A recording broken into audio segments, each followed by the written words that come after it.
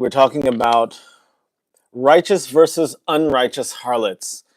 First of all, there was a young lady um, who is attempting to break the world record for 1,000, and they say sleeping with 1,000 men. And this is why I cannot stand all this kindergarten talk among religious people.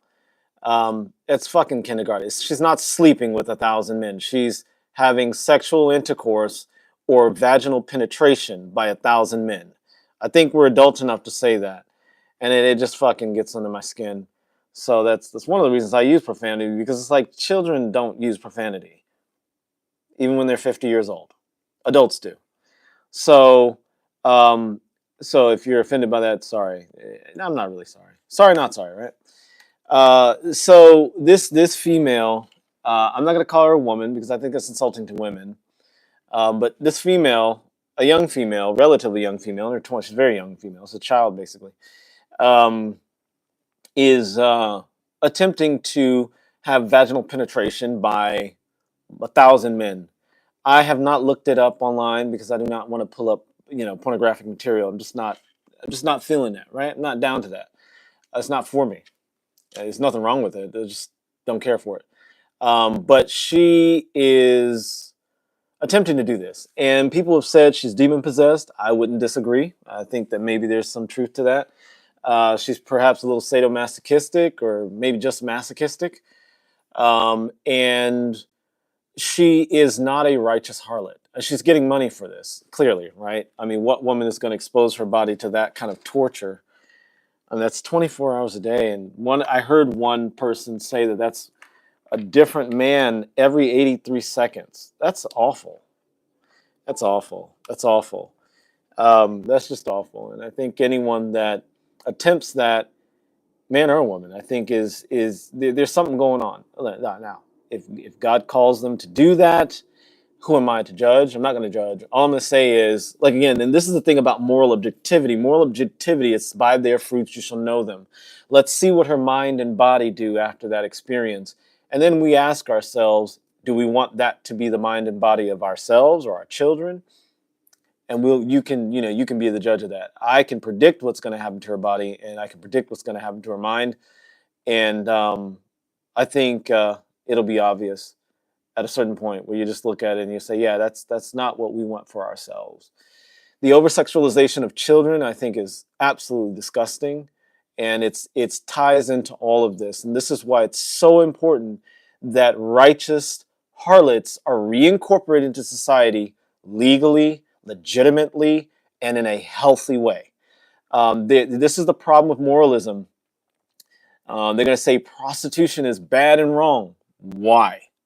If these are consenting adults who have chosen a profession and they are knowing the risks they're exposing themselves. I mean, how many people say that construction is immoral? You know how many carcinogens and how much particulate matter gets into men's lungs and destroys them and destroys their lives? There are men that have never smoked that die of lung cancer because of the silicate in concrete, or asbestos. And so we don't give a shit about men suffering when it comes to exposing yourself to occupational risk. I mean, obviously we have OSHA and that helps. But when it comes to prostitution or the work of harlots, we try to pretend as if that is so destructive to one's mind that there's like an ultimate problem there. And if you observe an apparent contradiction here, let me explain it to you. A person putting 1,000 different genitalia of males into their body, that's not harlotry, that's psychopathy. I know I'm not pronouncing it properly. It's psychopathy, whatever. That's neurosis. That's something that has to be diagnosed and dealt with by mental health professionals. But someone who decides, okay, I'm going to be a harlot, I'm going to serve society in this capacity. I know that I am getting into a field that contains risk, and I'm going to educate myself, and I'm going to offer the sexual expression release that society needs for harmony and for structure. That is a woman of integrity. That's a woman of business, And even though she's not wife material, perhaps not, definitely not wife material or empire building material, that may not be her intention. And that may not be her call in this life. And God bless her for that. But she is doing a service to society, just as firemen and police. They put themselves at risk. The construction workers, they put themselves at risk. Men that work in on all kinds of different industries that put themselves at risk. Prostitution, in its righteous, in its righteous form, um, is a similar type of risk. And I think we can mitigate that risk the way that we do with OSHA by providing health care, insurance, perhaps unions or things like that, so we can make sure the wages and rates are fair. The market will not support an insane union that's going crazy with this stuff. I mean, the price of sex should not be insane. But again, if you're a skilled sex worker or prostitute, you're going to command much higher wages than someone who's not skilled, someone who's just attractive and young. I'm a 25-year-old, I'm an attractive woman, and I'll show my body for you or something. Okay, whatever. You shouldn't be paid, the way that a professional woman who's got years in the game and knows what she's doing is being paid. Like, again, I mean, again, it's capitalism. You have to apply the rules of capitalism to this. But anyway, I had to bring up the 1,000 guys in a day girl, and I'm not encouraging you to look that up because again, look, I don't have any problem with pornography as long as, or excuse me, adult content on YouTube, as long as it's integrity filled and those involved are consenting adults, and they are a big part of the and they're happy in what they're doing. They love what they're doing. They actually enjoy it. And again, that's rare in the adult industry. That's actually rare. And that's another indication why the adult industry needs to be filled with people that were called to that. And that's what they're good at. And that's what their integrity says they should do.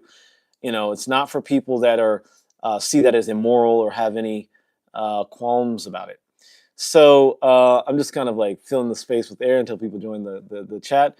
But another thing to take into consideration is that children that grow up in predominantly women-run homes and those sorts of industries, unfortunately, girls in that world tend to be exposed to more sexualization than those that have fathers in the home. And that's, one of the things it burdens me a bit in that way. And I want to see that change. I'm doing the best I can in my realm to do that. But, that requires for the fathers to be financially structured and stable enough to be able to provide the support and protection that these young ladies need, and also to provide the leadership that these women need to see so they can make fuller decisions. Look, if a woman grows up with a father in a home and she decides to become a harlot, I think there should be a legitimate and integrity filled, or I should say legitimate and ethical. I'm not going to say integrity filled because ethical is the more appropriate term here. But there should be a legitimate and ethical profession that she can enter into, have protection, have insurance, have health checks, all of these things so that it can mitigate the risks of the field. We do the same for men that go into construction. We know they're going to be exposed to carcinogens, to hazards. It's the same thing here. The men in construction are exposed to hazard. They're exposed to carcinogens, all of these things, and stresses of that job. And it's mitigated through OSHA, through unions, through all kinds of education, getting certain certifications so they can know that they're properly trained to work with certain materials that may be dangerous. The same thing is true for women in the prostitution industry. We need to protect them. We need to provide a legitimate and ethical field in which they can work. And I think society, more importantly, imagine if construction was considered illegal. And we were just like, well, we're all going to just secretly build houses. Imagine how much danger we would be in.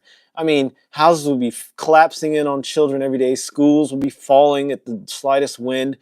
But it's because we have legitimized construction work. We have an ethical system that structures it. We have OSHA overseeing what's safe and what's not safe. And that's what makes construction in the United States somewhat effective.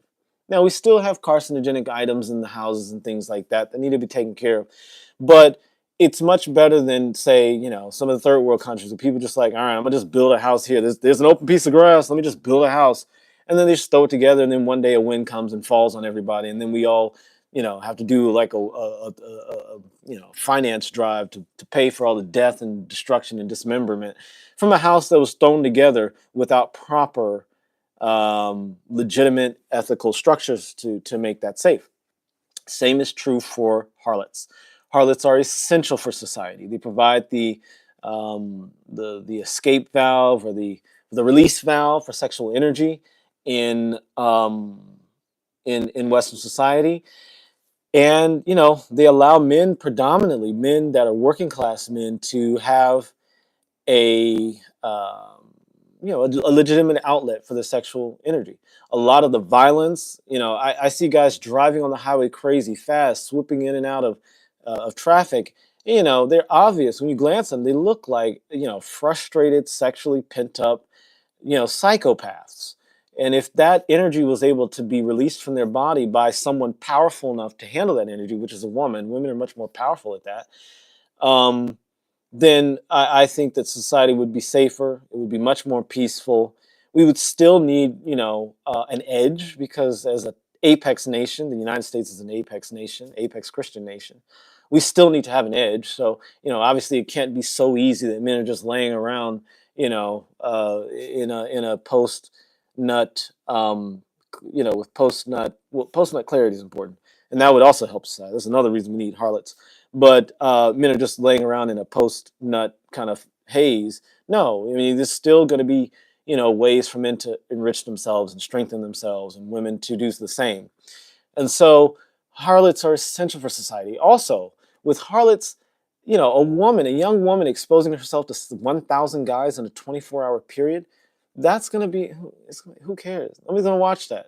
OnlyFans will die. Anyway, so I'll get into that stuff.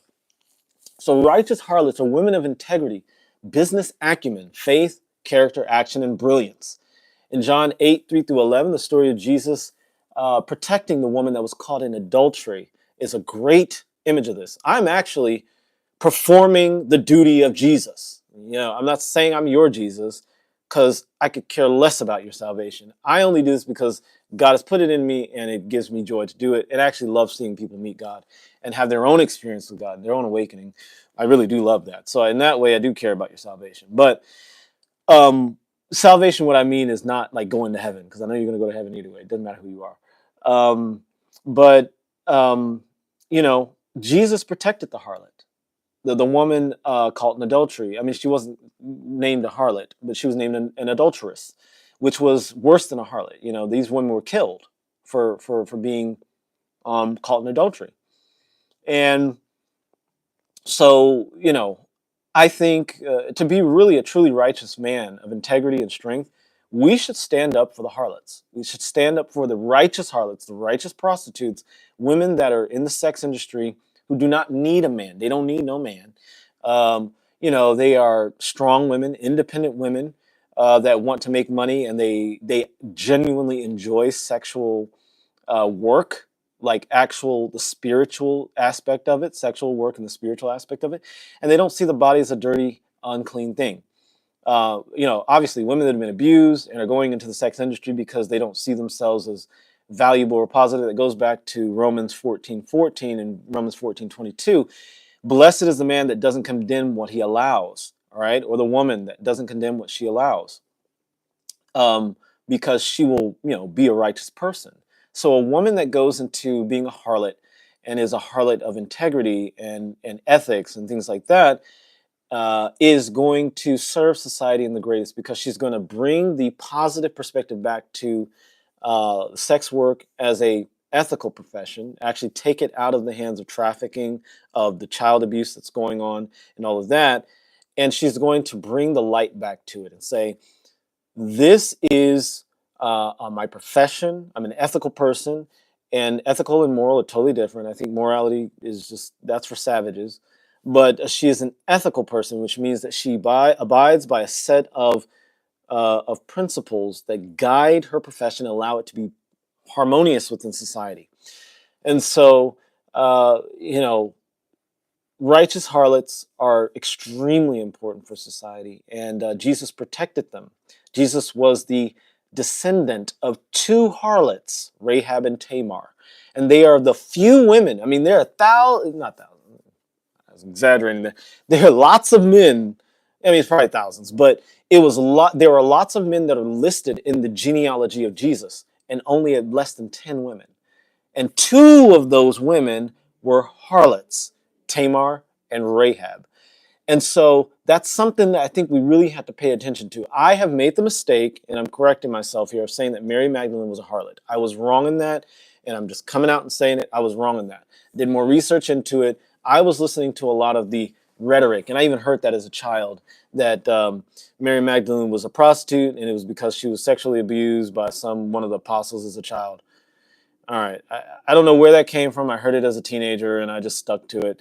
And everybody thinks that Mary Magdalene was a prostitute. A lot of the, the sex positive world people say things like, she's a prostitute. When I looked it up, she was not a prostitute. She was a businesswoman who just happened to be a financier. She was like a venture capitalist. So let's get that straight. Mary Magdalene was not a whore. But the woman Mary Magdalene had 7 demons driven out of her, and that's why she financed Jesus' ministry. She loved the work that he did, and she blessed him with her money, along with other very wealthy women. There were 2 other wealthy women whose names are not really well known, but they're in the Bible as well. So anyway, Hebrews 11:31, Rahab is praised for her faith. In James 2:25, she is justified by her works for hiding the spies.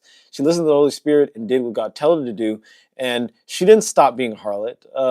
Tamar only stopped being a harlot once she tricked Judah into impregnating her, which admittedly a lot of women have done. And so when Tamar tricked Judah into impregnating her, if she hadn't done that, Jesus wouldn't have been born. If Rahab hadn't have been a prostitute and given Joshua and his men secret hiding place within Jericho, Jesus would not have been born. If Bathsheba wasn't bathing naked on the roof, Jesus would not have been born. So, Jesus stood up for women that were caught in adultery, by the way, and that was not Mary Magdalene. Even again, that's another misunderstanding. The woman caught in adultery in John 8 was just the woman caught in adultery. We don't know her name. But people believe that it was Mary Magdalene, but no. Mary Magdalene was a businesswoman, a wealthy, powerful woman, and it was, I think, one of the Pope Piuses that made up the lie that she was a harlot. She was never a harlot. All right, so those are righteous harlots in the Bible. Tamar, Rahab are 2 righteous harlots in the Bible, and the woman caught in adultery, as well as the Syrophoenician woman, who are not named. They were women of ill repute, so to speak, women of the night. And Jesus loved them and forgave them. And I don't see any indication that they stopped. I mean, one woman, he told her, sin no more, the woman that was caught in adultery. And so the understanding is that she stopped sinning. But the Syrophoenician woman, I think he told her not to sin as well. So he asked them to stop, engaging in activities that destroyed their bodies and mind and gave them guilt and shame. So Jesus was great, the greatest man that ever lived or didn't live, whether how you believe. Regardless of that, the allegory of Jesus is life-changing. It's so life-changing. So anyway, so those are the righteous harlots of the Bible. Let's talk about unrighteous harlots, or unrighteous women that occupied that sort of role. There were several. There were like 4 or 5. I'm not going to go into them because they're really unknown. And they have some really weird stories. One killed her children. I mean, it's just like very interesting stories. I mean, I'll name them. I guess I'll name them. Nobody's in here yet, so I'll just name them. If you're not interested, you just skip ahead in the video. Because after all of this, I'm actually going to go over, stuff that really, really matters. All right. Jezebel, even though she's not a harlot, she was a queen of Israel, wife of King Ahab. And the name Jezebel comes from the Hebrew word Jezebel, and they believe that it means, so Zebel means exalted, or elevated, exalted, dignified. But I don't know if I'm pronouncing that right, means not. So when the Hebrew writers were putting this together, they were trying to describe a woman that was undignified. And so low women of the Bible are women without dignity, women like, again, this 1,000 men girl that is one to break the world record and put 1,000 men in her body in a 24-hour period. That woman is a Jezebel by definition. She's not exalted or dignified. She's undignified and unexalted. Delilah, another one who is an awful woman in the Bible.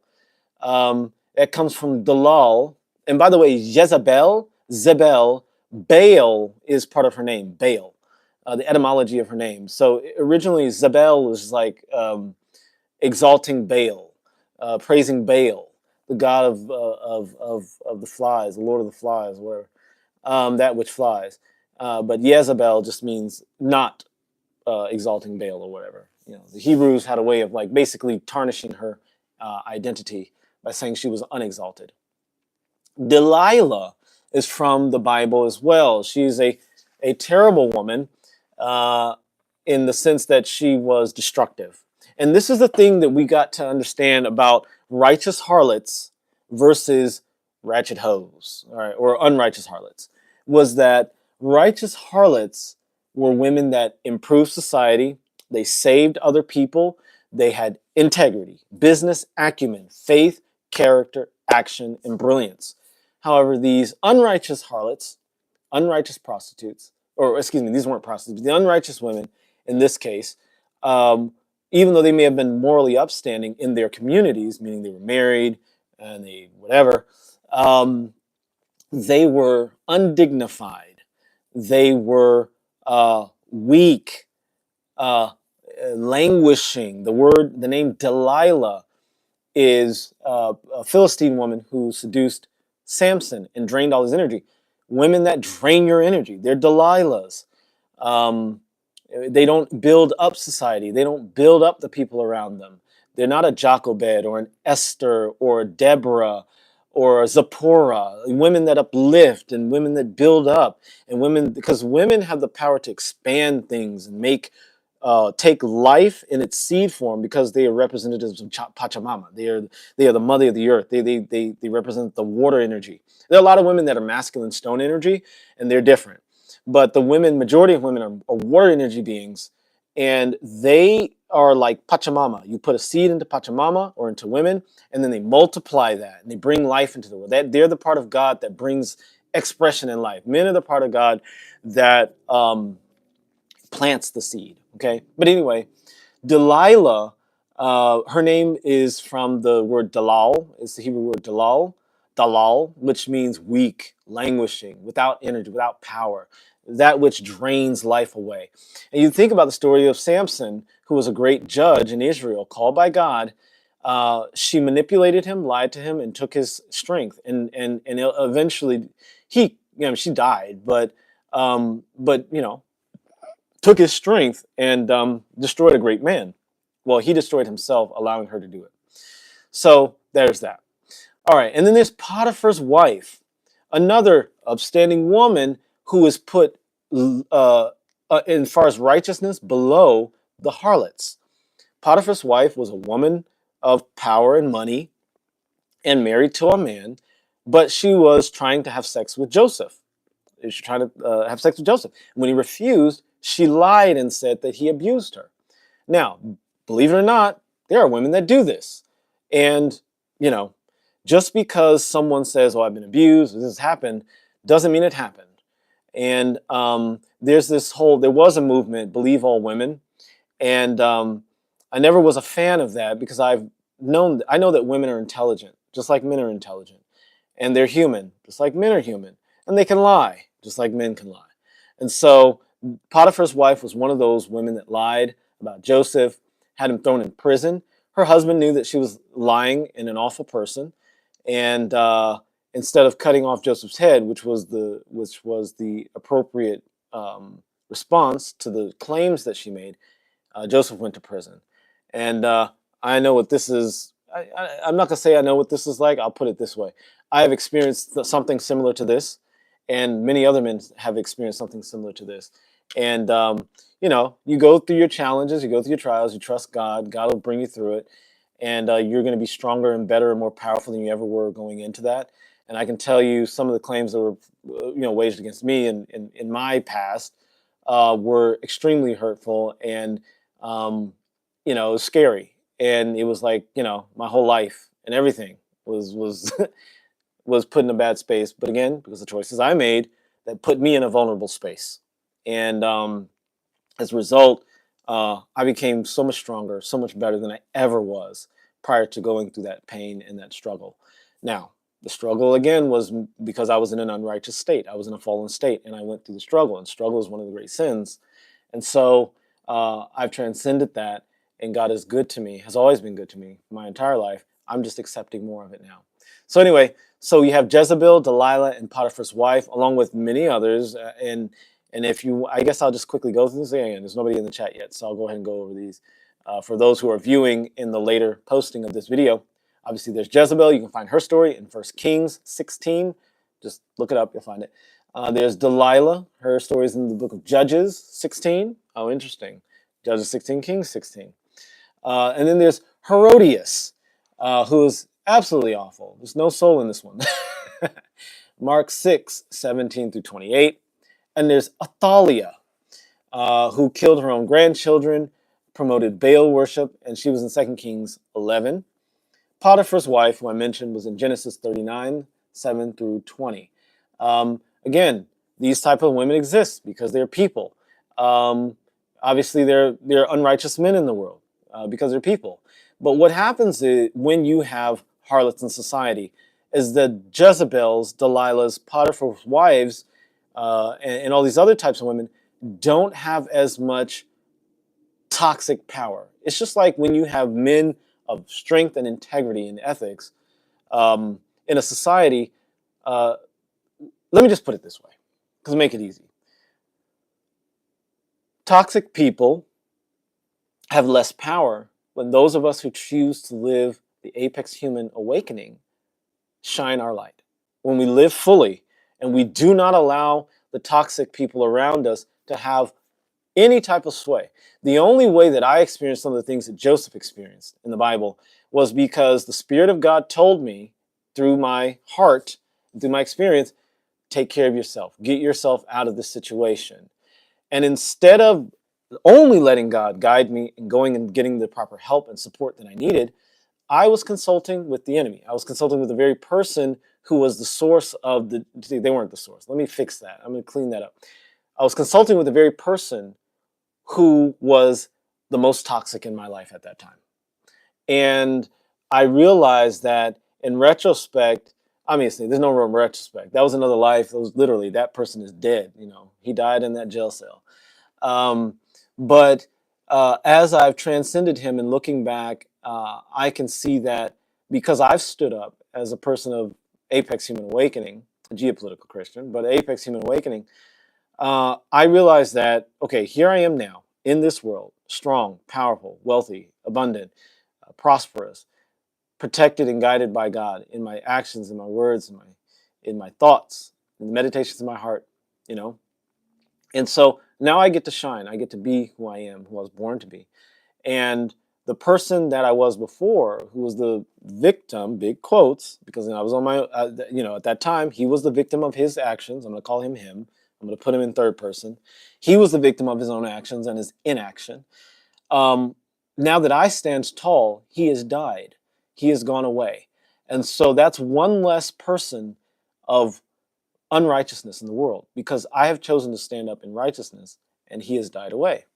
And so that is the great gift of God. And, through Jesus Christ, I've been able to do that, and the Holy Spirit. And I know I'm using Christian terminology. If you know me personally, I break those things down in more depth. But, I believe in Jesus. I believe in his power because I've seen it in my life, and I live it every single day. So getting back to it, women that were harlots in modern times and in ancient times would have been considered bad and wrong and evil. But God has placed them in his own word, in the Bible, on a pedestal as exemplars of faith, as exemplars of integrity, of exemplars of how we should all live. And this is Rahab, this is Tamar, and Mary Magdalene was not a harlot, but I'll put her in that group just because people think she was a harlot. She was not a harlot. She was a businesswoman, as I said earlier. So anyway, let's get through. So we talked about Jezebel, Delilah, and Potiphar's wife. Those women have no power in the life of the righteous. The righteous woman and the righteous man is like the noonday sun. A Delilah or a Potiphar's wife or a Jezebel will evaporate in the sun of God's in the light of God's shining sun. So they have no power. So feel no fear of them. And I know a lot of men have been bruised and beaten and financially destroyed by Potiphar's wives. You know, women that have claimed things that never happened, or they've taken stories and embellished them, or they've put, they've used law enforcement and things like that. Like, I know that there are multiple men have gone through that. I know personal friends and family members that have gone through that. Women of integrity have to stand up. There has to be more of them. And by the way, women of integrity will not exist if us men don't choose them.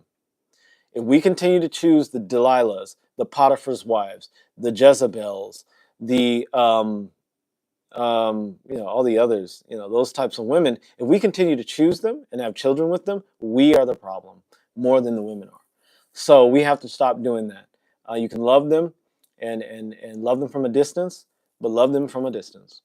And so this is why it's so important to bring back prostitution in its ethical and righteous sense. Rahab, who was Jesus' ancestress, did not stop being a harlot, as I understand it. I looked through the Bible and didn't do a deep search because it was whatever. But from as far as I understand, she was a harlot. She was still a harlot. So there's that. Mainstream Christianity. This is something we need to be able to distinguish here. Mainstream Christianity and Western society conflate harlots and wicked, sadomasochistic, destructive prostitutes. They mix the harlots, righteous harlots and unrighteous harlots up all the time. In Hebrews 11:31, Rahab is placed on a pedestal. It says, by faith, Rahab, the harlot, did not perish with those who were disobedient, because she had given friendly welcome to the spies. Rahab's faith made her more righteous and saved her family and made it possible for Jesus to have her in his lineage. All right. Also, James 2:25, and in the same way was not also Rahab the harlot justified by works when she received the messengers and sent them away and sent them out another way, meaning she guided them out a secret way and that they were able to leave the city without being killed. Rahab's righteous actions confirmed her faith. She is an example of righteousness. She is an example of righteousness. The Bible doesn't say Rahab, who used to be a harlot, or Rahab, oops, she was a harlot, by the way, don't do that. No, it's Rahab the harlot. Rahab, who was a harlot, justified by God. Again, God is justifying her because of who she was. God called her to protect these men. She listened to the Spirit of God. She was a righteous woman. The Bible identifies righteous harlots, okay? Rahab was a righteous harlot. Tamar was a righteous harlot. Rahab, of course, was the one who led Joshua, who, by the way, the word Joshua is Yeshua, which is Jesus. How interesting. Led them into the city and allowed them to spy on Jericho so that they could take over Jericho. Now, as far as the Jerichoese or Jericonians, whatever you want to call them, the inhabitants of Jericho, harlot was not in their favor. She's the reason their city was destroyed. But she was one of God's chosen. And multiple times throughout the Bible, there's like 12 verses or something like this, a lot of verses that talk about how Rahab, the harlot, was chosen by God, righteous unto God, and how we all should look to her as an exemplar of faith, of righteousness. Tamar, both Rahab and Tamar used trickery, lies, and prostitution. And amidst those apparently immoral acts, God is like, these are exemplars of faith and of righteousness. Who would have believed? David, who slept with Bathsheba and killed her husband, did all these other wrong things. God said, that's a man after my own heart. Why? Because David did not rely on his own righteousness. He relied on the righteousness of God through Jesus. And yeah, I know, David's Old Testament, he didn't know about Jesus. Jesus is a concept. Jesus, yes, is a person in the New Testament. But Jesus, for Geopolitical Christians, represents the interface between consciousness and the eternal. That's what Jesus is. Okay? And the Holy Spirit is the message that comes through that interface from the source code, which is God the Father.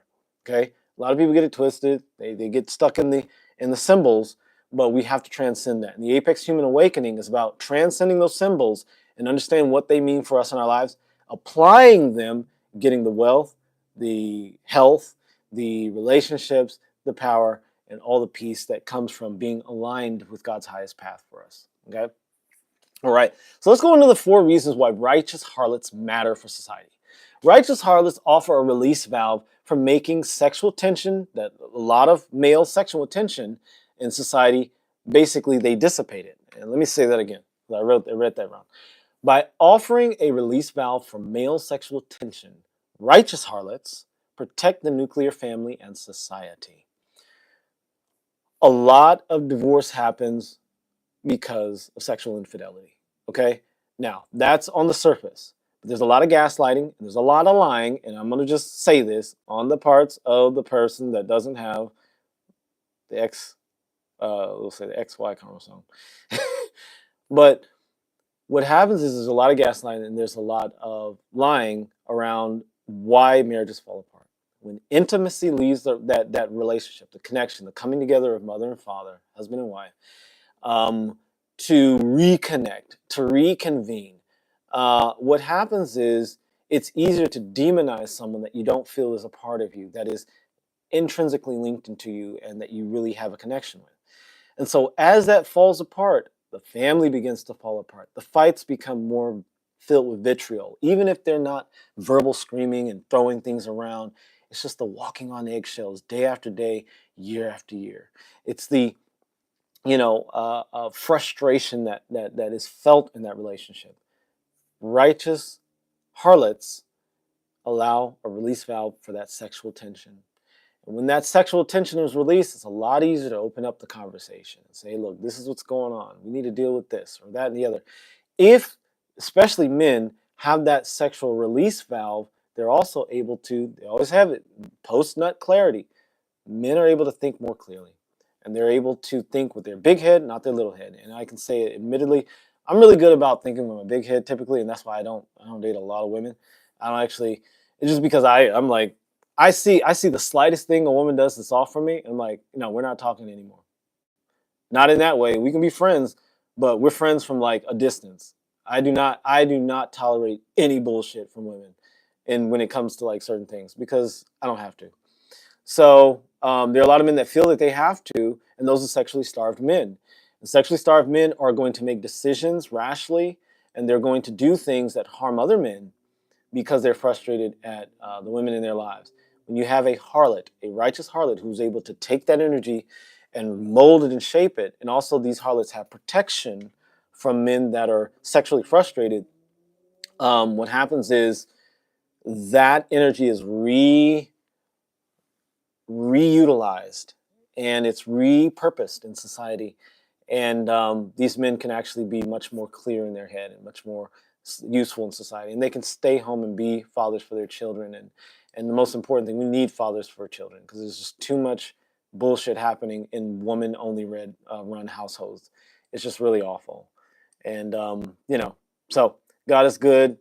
We have access to that power, and it's time for us to just live that beautiful life today. So anyway, the second reason that righteous harlots matter is that they address the repressed and suppressed sexual expression in society. Not only do they help to release male sexual tension, but they also address repressed sexual expression in society. Imagine a society, a really civilized society, in which sex is no longer a taboo subject. Like that's one of the things that really frustrated me, even as a young person. Like saying things like even when in the example of the girl who is having sex with 1,000 men in a 24-hour period. People have said she's gonna sleep with 1,000 men in a 24-hour period. What's wrong with that? She's sleeping with, okay, so she's going to sleep and they're going to sleep. What the fuck is wrong with that? It's these euphemisms that we use that just keep people like stupid kindergartners. And that I find that so frustrating. So forgive that little outburst. But, there's society has been infested and infiltrated with the contaminants of Puritanism and Quaker ideology, where the body is dirty and evil, and sex is like, ooh, it's wrong. No. First of all, if you think your body is dirty, fucking wash it, okay? Get a good hygiene routine going on. That means drinking water, putting in good thoughts, putting in good music, putting in good content like this. Put things into your body and mind that keep you clean, keep you pure. Purity is one of the pillars of Apex Human Awakening and the Geopolitical Christian. But if you think it's immoral, it's going to be immoral to you. Go back to Romans 14, right? Romans 14:22 and Romans 14:14, even Romans 3, right? So imagine if we had legitimized ethical prostitutes and clinics, like, a place where you go and, oh, I got a stomach ache, I need Pepto-Bismol. Well, I'm gonna go to the pharmacy at Target and buy some Pepto-Bismol, and my body's gonna be fine. I'm gonna take some Pepto, or I got a headache, I'll get some migraine medicine, right? The same is true for, oh man, I haven't had sex in 2 months, and I really need to connect with someone on that level that I don't feel, and men especially need this. I need to connect with someone on that level where I don't feel any type of emotional obligation to, because I have a wife, I have children, and I don't really want to leave them. I love them, I care about them, but the wife's not doing it, and I don't expect her to do anything. My sex, my joy, my pleasure is my responsibility. It's not hers. And so I need to go to, the guy says, I'm going to go to a righteous harlot, we'll say a sexual expression clinic, right? You go there, you pay the fee, your insurance covers it, and you're with a person who is trained in this area, who has health training and all these other things, just like anything else. Like going to proctologists. I mean, they're gonna do things to your body that that most people are very uncomfortable with, but they're trained how to be hygienic and safe and clean and intelligent. Same thing with harlots.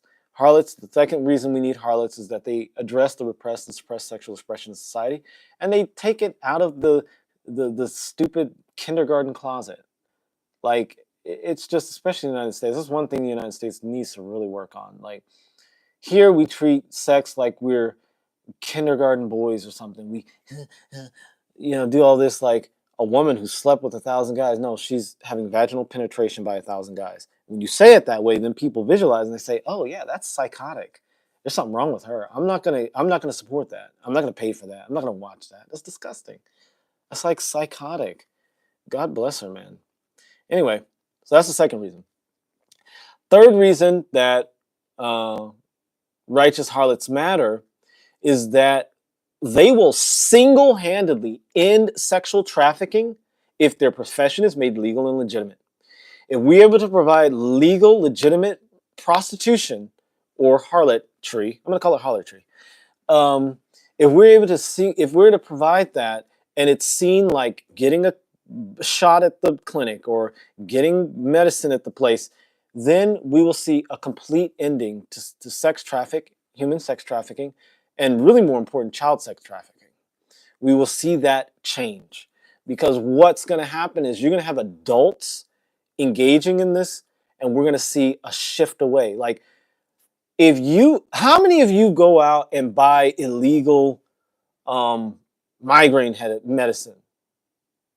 Like, how many people are going and getting like Advil on the black market? If you can buy it at Target, you just drive down the street, buy it at Target. You're not going to go put yourself in danger and put someone else in danger by going and buying it off the black market. Nobody's that stupid. And anybody that's stupid is going to suffer the consequences of that stupidity, and they'll be removed from the census. Okay, that is what it is, right? But legal prostitution, righteous harlots are going to help end human trafficking. And I am so passionate about this. This really matters to me, because we need to see an end to this posturing by the moralists who say things like human trafficking, and then they get all these statistics and they talk about how awful it is, but then they won't legalize adult sex trade. I mean, not the adult sex trade, meaning sexual work, like sex work, not trading adults for sex, but you get what I'm saying, right? And then they're gonna rail against prostitution. Well, if we legalize it, legitimize it, make sure these people have health care, education, health checks, all of these things, then we're not going to have an issue with this thing. It's going to end human sex trafficking. All of these worries about trafficking people underground and the border and all this stuff, done. Like within a year or two, that shit's done. There's no more sex trafficking of children and women, and that's done. Like literally, it's done. If we legitimize adult sex work in a wonderful way. That's the third reason. Fourth reason that righteous harlots matter is that they offer a profession for independent sex positive women who wish to engage in that profession and who don't need no man. And yes, are there men in the sex industry? Yes, I know. I've met men, great looking men, that were harlots.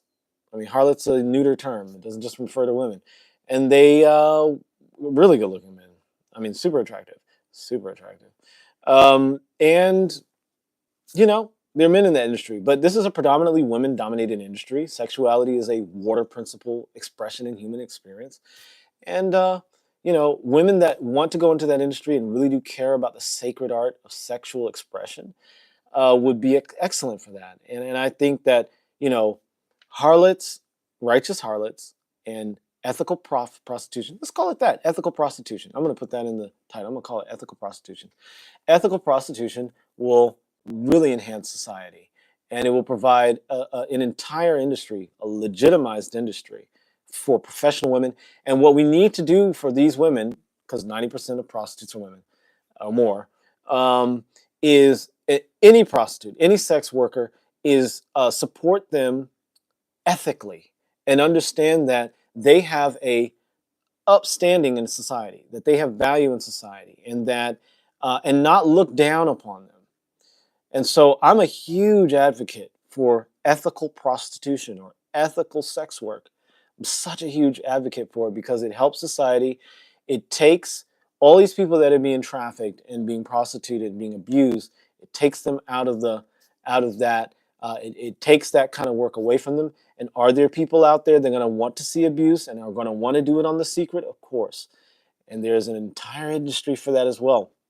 There are people that are trained. I went to trainings on some of this stuff. I'm not in the sex industry, but I'm saying I went to trainings that show people how to do a lot of the things that, you know, the more sexually explicit people, because I was a part of the sex positive world for a long time. You know, for like 7 years, almost, we'll say 6. Anyway, so I saw the trainings. I went to the trainings. I actually went to the trainings where they show you how to do a lot of this stuff, and to do it safely, protect the body, protect the mind, check in with people. You know, it's a very, very, like, you know, if you have a container for this, I think it's very important. And I don't think you can be, you know, well, I'm going to say it because I came up with it, but you can't be a geopolitical Christian if you want to stamp out ethical prostitution or ethical sex work, because what you're doing is you're ignoring the moral objectivity of ethical sex work. Ethical sex work offers people an opportunity to release that sexual tension, whether they be men or women, because older women with a lot of money need harlots as well. Like they want to pay for a man to, you know, fulfill their fantasies. And so they, you know, but again, really, really rich women that have that inclination are extremely, it's like a 0.01% of the wealthy are those women. It's a very, I mean, maybe it's not that low, but it's low. I have a book with all that information and all that data, or those datum. Anyway, so yeah, that was the fourth thing. All right, I digress a lot. It's okay. It's okay. I like this subject. It really matters to me. I'm really, really passionate about it, and I really want to see that happen. I would lobby for this. Like I literally would become yeah, I'd be willing to become a politician for this. I would. Yeah. I'd be willing to become a politician for this, and I would lobby for it, and I would argue for it. Because think about it, like even Donald Trump, the great Donald Trump, who I love so much, like even he had like a side lady that he paid, the Stucky Daniels or whatever her name was, Strictly Daniels, something Daniels, and it was like a ST name. Like anyway, he paid her. Like almost every man that reaches a certain money level is going to have an escort at some point or something. And any man that lies about, any man that says he's not doing that is either gay and is not really having sex with his wife. He just did it to have some babies and have her as a beard. Or he is truly monogamous, which is extremely rare. And that's why I'm like very suspicious of Jordan Peterson, because he's all on that monogamy stuff. I'm like, something's wrong, dude. Something's off there. Something's off. I just think I know there are monogamous men, and I do know monogamous men that are genuinely monogamous, that actually are monogamous, but they're super duper rare, and they don't broadcast it. You know, they just are that, and they don't try to like tell the whole world. They just are that, and I know guys like that. But I'm saying most men that get money and notoriety and fame and all that stuff, when they get high enough up, they're gonna have an escort. They're gonna have a side woman. They're gonna have a mistress. Almost all of them. And I'll say with confidence, I think, and this is a fake statistics, 90% statistic. I think 90% of men that reach mobility, fame, notoriety are gonna have an escort. We'll call it that. Ethical escorts. So, and escorts are for men with money. They're not for the working man. Ethical prostitution, ethical harlots are for the working man. It's just like, cattlemen's. It's for the working man. But I don't know the name of the really expensive steakhouse. I've been there. I just don't remember the name of the place. But, there are levels to this is what I'm saying. You can buy Reebok, or you can buy... Again, I'm going to use an analogy I want. Like, you can buy, I don't know, you can buy a Kia, which I love Kias. I'm a really loyal Kia buyer. Or you can buy a Land Rover, okay? It's just levels to it, right? Levels to it. And so in ethical prostitution, there's levels to it. So there's a lot that I think modern women can learn from people like Rahab, Tamar, and Gomer. By the way, Gomer was a harlot, but she was not righteous. She was just crazy.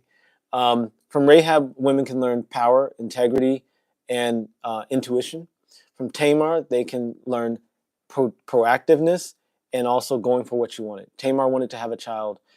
Judah's sons refused to impregnate her, and she tricked Judah into impregnating her, and that's how we got Jesus many generations later. If it weren't for Tamar lying and being a prostitute for a period of time, we would not have Jesus. Same with Rahab, okay? So the women in Jesus' genealogy are Tamar, Rahab, Ruth, Bathsheba, and Mary. Of course, Mary was Jesus' mom, so we can probably leave her out. She wasn't a whore. She's a regular woman. But Rahab and Tamar were prostitutes. Ruth was a woman who broke a lot of social customs as far as sexuality. She went to a man's tent at night, slept at his feet. She was a Moabite, and she was not supposed to be able to be around the Israelites because that's how they were. They was a really segregated cultures. And so she dedicated herself to her mother, Naomi, and went into Boaz's tent at night and slept at his feet. And eventually they had sex, obviously. And the rest is history. And she's one of Jesus's ancestors as well. So 3 of Jesus's ancestor women, the only ones named in his genealogy, were sexually, sideways, whatever you want to call that, sexually immoral. Okay, but they're examples of faith. They're examples of righteousness, and God has always pointed them out. And Jesus protected women that were in adultery and women that were hated by society for these reasons.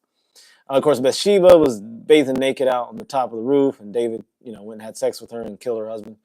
And then again, God said, David's a man after my own heart. I don't think he said it like that. Anyway, so let's close out here. And I'm always going to do my same closeout. We're at an hour. I really went on this one. I really went deep on this. I don't know who's going to watch this. I hope a lot of people watch this. Why? Because I hope we create a movement in the Christian world of righteous prostitution. Well, no, we're going to call it ethical prostitution. No, ethical escort services. No, we're going to call... Anyway, if you're watching this later, drop a comment in the thing and tell me what you think we should call it. Should we call it ethical prostitution, ethical harlotry? I don't know. Let me know in the comment section. All right. So, there are women in the Bible. I'll just sum it up because I'm not going to go over that. Because I was going to go over Esther because Esther was like a G. I want to marry me an Esther. Esther was a G. Brilliant woman. Just fucking great mind. Replaced some some knucklehead that was not doing her part. And the king was like, off with her head. And Esther showed up with her beautiful self. And she was probably Sephardic. Of course she was Sephardic. Maybe not. I don't know. Anyway, she was Middle Eastern. She was Jewish, Middle Eastern. Gorgeous woman. Anyway, so let's go back over there. Righteous harlots are really important for society. And the difference between a righteous harlot and an unrighteous harlot is that righteous harlots have integrity, business acumen, faith, character, action, and brilliance, and they benefit from society. They benefit society. They make the world a better place. Righteous harlots had to be distinguished from wicked sadomasochistic, self-destructive harlots. Sadomasochistic is okay if it's within a container, but self-destructive harlots are often conflated with the righteous harlots. Righteous harlots are women of faith who just, they just don't, they want to benefit society. They believe sex is not a bad, dirty thing, and they are providing a service. They are providing a very important service, and I think that harlots, righteous harlots, should be put on a pedestal like doctors because they save lives. Imagine how many men ended their removed themselves from the census, YouTube, or deleted their files. That's all these euphemisms kindergarten people need. But imagine how many men deleted their files or removed themselves from the census who would still be alive today if there were harlots in society. A woman that they could go to for a couple of months and say, I just need sexual healing. And these women saw them and listened to them and supported them because they were trained to do so. trained to do so they keep themselves safe so they're not being entangled here. And with transference and all the other issues that come up with poor practices in therapy. But they were just women of integrity and trained to do this work and help these men love themselves again. And what would these men do? They would go on to be productive fathers, husbands, citizens of society, and they would perhaps bring a wonderful, what's up, two duels? Welcome back. I've been going on and on about ethical harlotry. I'm trying to come up with a word. What do you think we should call it? I don't know if you agree or not. If you don't agree, please let me know. If you do agree, please let me know. I'm talking about ethical harlots. I'm going to close this down because I'm closing down here. But talking about ethical prostitution. There was a young woman in her 20s that is seeking to have sex with 1,000 guys in one day. And I was just highlighting how she's an indication of an unrighteous harlot and how she's destroying her body and potentially harming society by her actions. And I do want to wish her a healing and blessing and just, that she gets out of that and that she doesn't do that to her body or her mind. Because I heard what happened when she tried to do it with 100 men in one day and she was like all messed up mentally and she just couldn't do it. So I really want the best for her. And I know she's being pressured by her parents to do it, which is really sick. So I don't know. What do you think we should call it? She needs Jesus and help if she is even thinking about, yes, amen. Amen, 100%. She talked with Candace Owens, and Candace Owens shared the story. I try not to look her up because I don't want to pull up adult content on my YouTube feed. I just don't like it. I mean, I don't think there's anything wrong with utilizing adult content. I don't judge it, and I think it has its value, but I just don't want it in my feed. So, yeah, I agree with you. She needs Jesus, and I will keep her in my prayers, and I will see her coming through this. I think her interaction with Candace Owens hopefully sparked a light in her to let her know that she's a beautiful daughter of the Most High and that if she wants to be a harlot, then she can do it in a way that benefits her first, in a positive way, and society. So I'm basically talking about that. So I'm just summing it up now. And because it's so long, I'm so lengthy sometimes, this is probably what I'll have to post, like these last 10 minutes. Anyway, so righteous harlots are women of integrity, business acumen, faith, character, action, and brilliance. They benefit society. John 8:3-11 talks of the story of the woman caught in adultery. Jesus protected her and forgave her and said that if anyone was without sin, they should cast the first stone.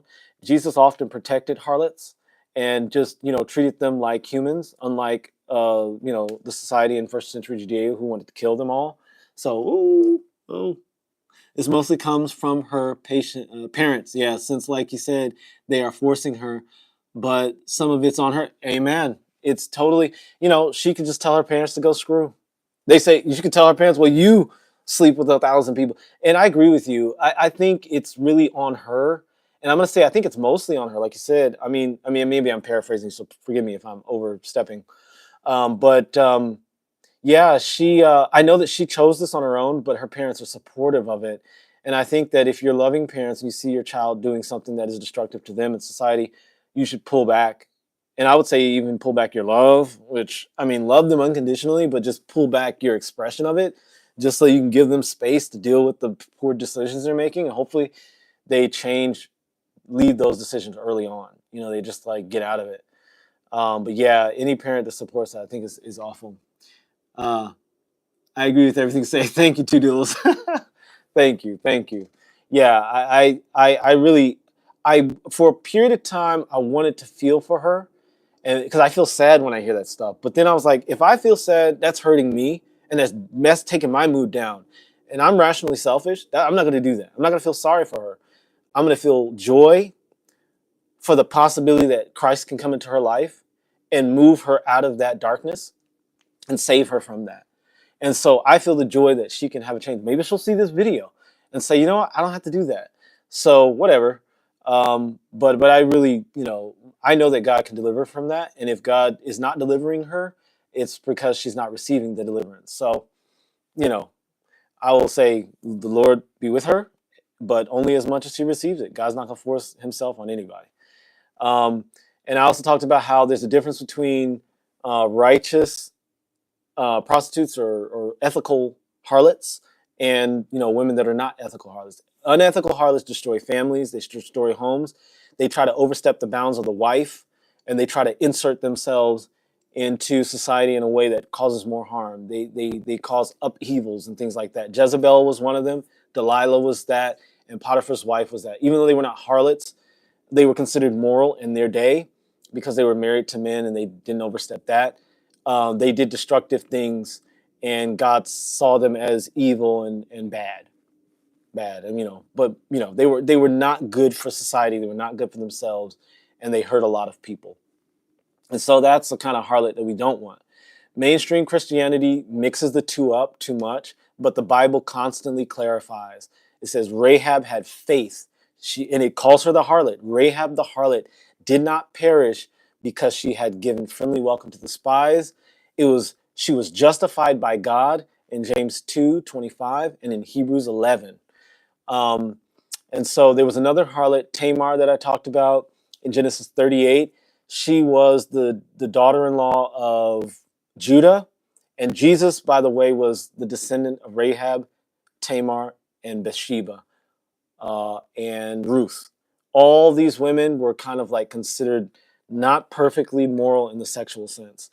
Even though Bathsheba was not completely complicit to her thing that happened to her, and Ruth was overstepping her boundaries. They weren't harlots, but Rahab and Tamar were harlots. They were prostitutes. And then I talked about the 4 reasons why righteous harlots matter. They offer us a release valve for male sexual tension.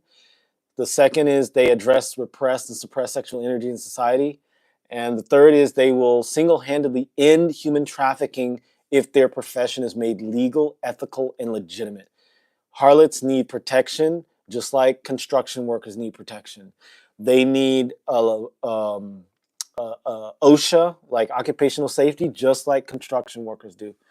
All right.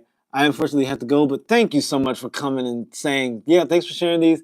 I find them interesting and entertaining. Thank you so much, Two Duels. Enjoy your night. Thanks for stopping in. I'm still just wrapping up, but God bless you. Thank you so much. Enjoy your night, and enjoy, your life. Thanks for look, even if you just join for 1 minute and then jump off, I'm just happy to see you.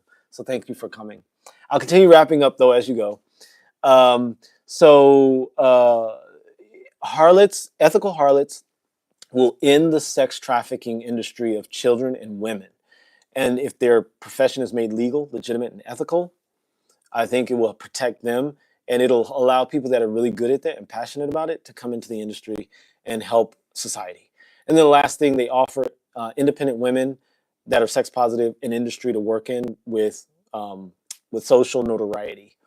So anyway, that's what I have to say about that. Look, we're moving into a wonderful time in our history, and we're going to do wonderful things in the future. We must remove the stigma from righteous harlots so they can have upstanding in society and Christianity. And we must understand that God saw them and utilized them as people of faith and people of integrity. Righteous harlots must return to society with legality, legitimacy, ethical nature, and integrity. So that's what I want to say about that. Real quickly, GPC is essential for the future of our species. We are moving into a golden age. If you want to join in on the golden age, activate that Christ within yourself. A life of success, blessings, and pleasure and prosperity is for you if you're a geopolitical Christian.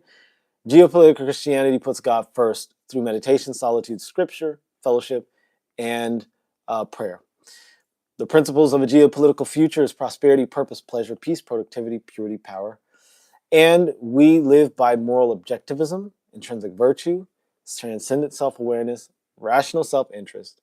The sins that we overcome are sacrifice, struggle, suffering, scarcity, stupidity, slavery, and savagery. And we do not judge those who practice these sins.